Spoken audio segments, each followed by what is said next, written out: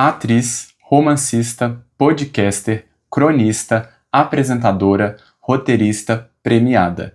Pois é, não foi a Fernanda Torres quem perdeu o Oscar. Foi o Oscar que perdeu a Fernanda Torres.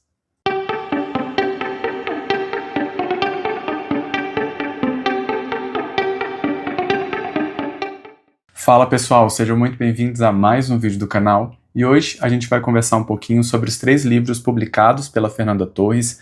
São 3 leituras que eu fiz recentemente, queria conversar um pouquinho com vocês, sendo que o primeiro deles é o romance Fim, que para mim foi uma releitura. Depois veio a antologia de crônicas chamada 7 Anos, e por fim, esse romance maravilhoso, A Glória e seu Cortejo de Horrores. Bora organizar então por ordem de publicação, começando então pelo Fim, sem trocadilhos. Então aqui nesse romance de estreia da autora, publicado em 2013, a gente vai acompanhar a vida e a morte de 5 amigos numa Rio de Janeiro que começa no final dos anos 60 e vai até depois dos anos 2000, e inclusive esse período vai funcionar como uma moldura para o desenvolvimento dessas personagens, né, e de seus relacionamentos, como também para as transformações de costumes e de cultura do próprio Brasil. No livro, a gente tem uma perspectiva muito pessoal de cada um desses 5 homens, até porque são eles que vão narrar suas próprias histórias. Então a gente observa eles com uma lupa mesmo, a gente entra na cabeça deles.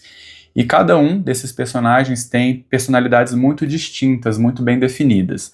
A gente tem o dependente químico, que só quer curtir a vida doidado, tem o broxa convicto, tem o cara que tem um fetiche por mocinhas mais jovens, se é que vocês me entendem. É um verdadeiro mosaico de histórias, onde a autora brinca muito com o estilo cômico, com o autodepreciativo, sempre deixando o ar muito pessimista nas vozes desses narradores, um tom tragicômico mesmo.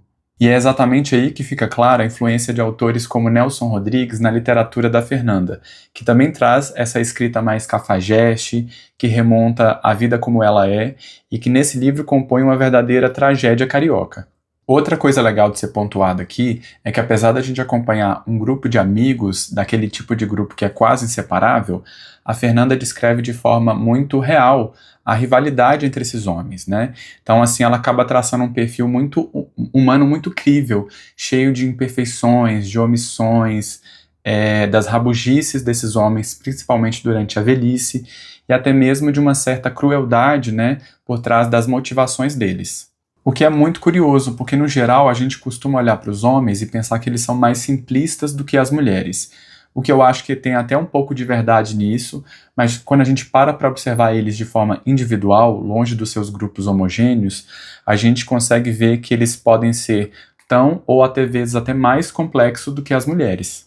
Inclusive, uma coisa legal para se levantar é que nos seus 2 romances, tanto no Fim quanto no Glória, a autora narra através de uma voz masculina, o que mostra que ela se sente muito à vontade na pele de um homem, né? Tem uma entrevista que ela deu, se eu não me engano foi no Roda Viva, que ela fala que quando ela escreve para uma personagem feminina, ela se vê muito ali. Mas quando ela escreve para um personagem masculino, ela simplesmente desaparece. Então, realmente parece ser um exercício de libertação para ela. E como ela também é atriz, né, que está muito condicionada ao corpo, escrever através de diversos viés, né, ajuda ela também a sair desse lugar que ela já está acostumada.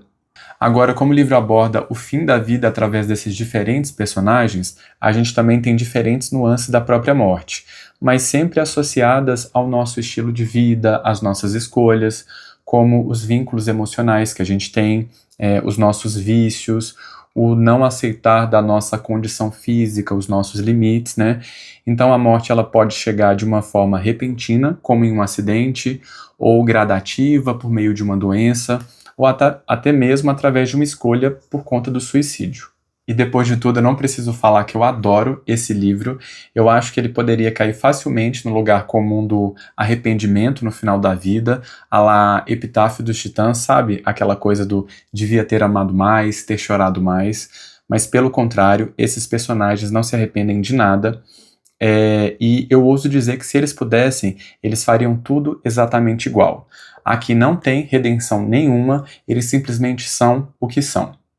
E agora a gente vai conversar sobre os 7 anos, que traz uma coletânea de crônicas, de colunas e de perfis publicados em 3 diferentes veículos, né, que a Fernanda colaborou, que são a Revista Piauí, a Veja Rio e o jornal Folha de São Paulo. E lendo essas crônicas, fica claro que cada um desses periódicos tem uma linguagem própria que acaba influenciando na própria escrita da autora, né? Algumas crônicas acabam sendo mais pesadas e sisudas, principalmente aquelas que lidam sobre política, e outras acabam sendo mais leves e inspiradas, principalmente quando fala sobre a vivência no teatro e o retrato de grandes ídolos dela. Algumas, inclusive, vão ter um ar até mais memorialista. No primeiro texto, por exemplo, ela vai contar pra gente sobre a experiência de gravar o filme Quarupi, que é inspirado no livro de mesmo nome do autor Antônio Calado, que é um livro que eu morro de vontade de ler, mas que foi gravado no Parque Nacional do Xingu, então envolveu uma logística super complexa. Os atores, né, e a equipe precisaram acampar no parque durante 2 ou 3 meses. Então ela vai narrar todo esse sufoco que foi essa experiência, né? O deslocamento do maquinário, a relação com as tribos indígenas, e tudo isso é muito interessante.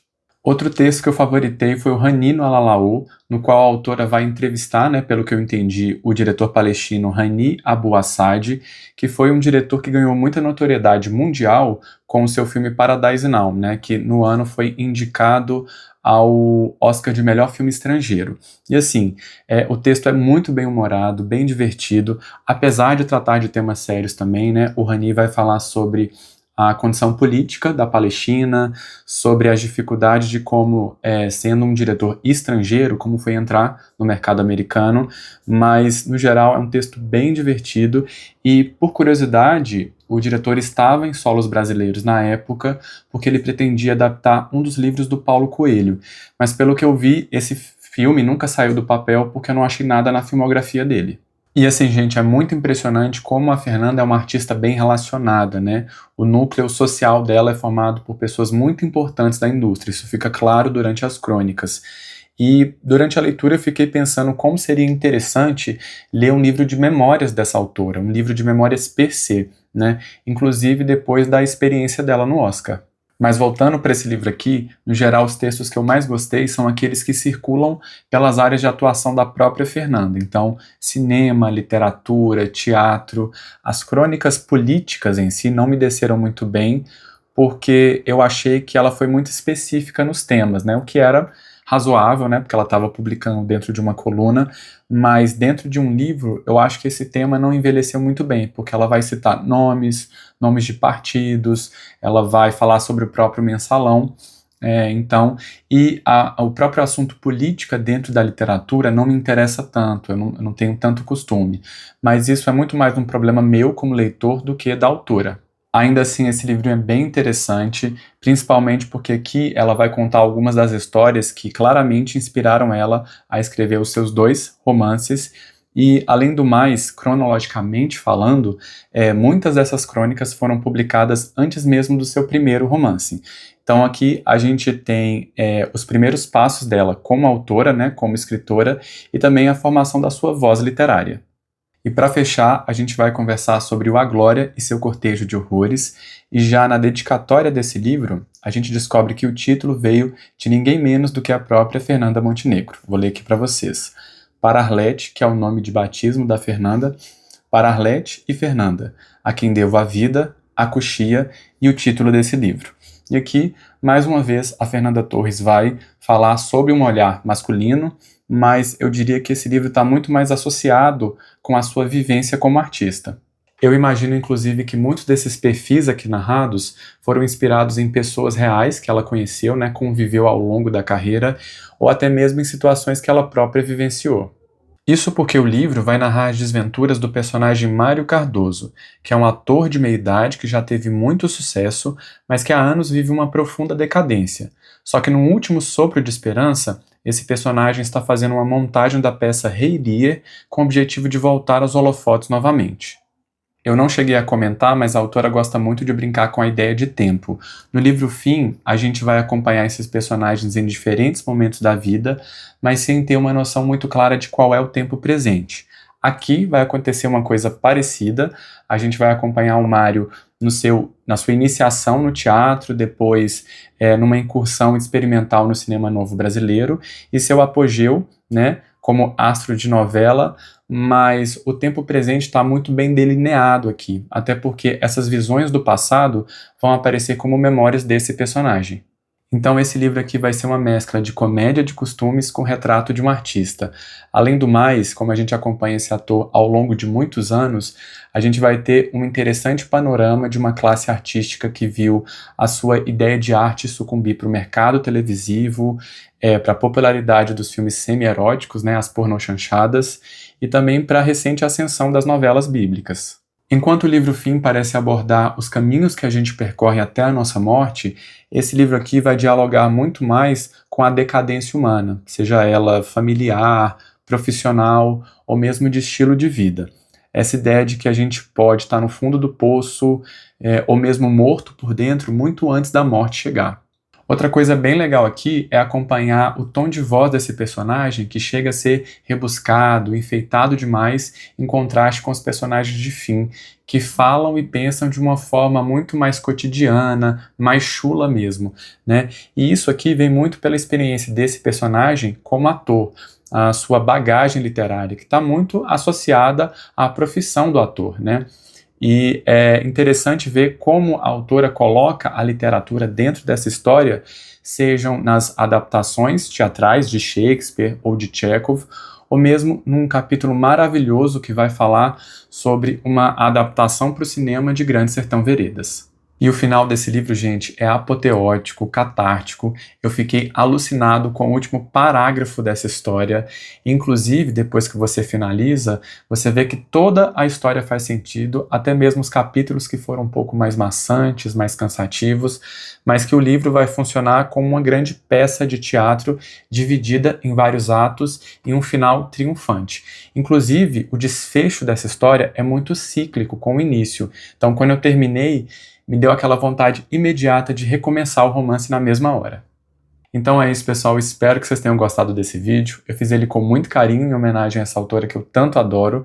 Eu acho que as minhas marcações não me deixam mentir. E agora eu queria saber de vocês já leram alguma coisa da Fernanda ou ficaram interessados depois desse vídeo? Vamos conversar aqui nos comentários. E um último recado é que se você pretende comprar algum desses livros ou qualquer outra coisa pela Amazon, por favor, use o meu link de associado que você me ajuda muito, tá joia? Um cheiro pra vocês e até a próxima!